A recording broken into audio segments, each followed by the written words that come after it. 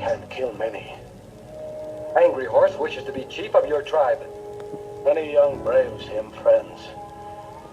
Red Hawk old, sick, but very wise. Red Hawk knows what will happen to his people if war should come. If war come, Red Hawk be Indian.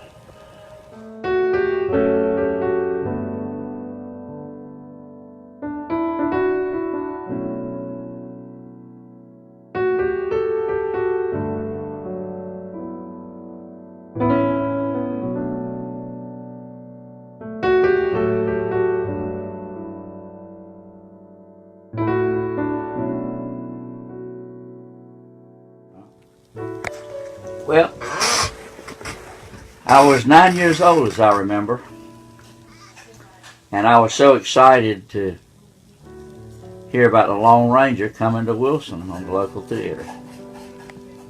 I'm not sure whether it was the Drake Theater or the Center Theater. It was the or Wilson. Carolina.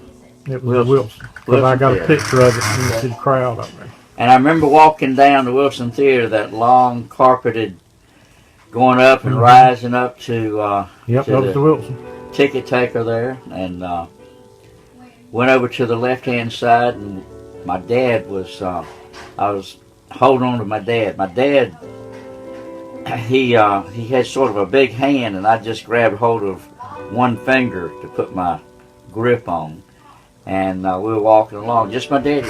But anyway, we walked on up there, and we got our popcorn and drink, and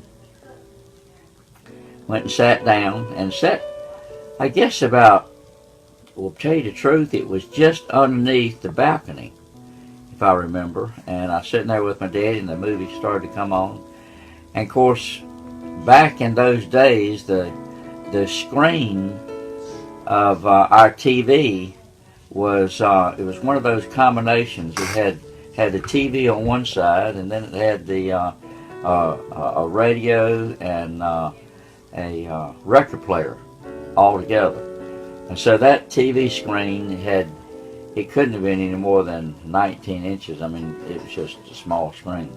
So I was just absolutely taken by the beauty of the and bigness of the screen, and seeing the faces and the Lone Ranger of the Mask and the Tonto and the horses they were riding. I was just thrilled at seeing the guns.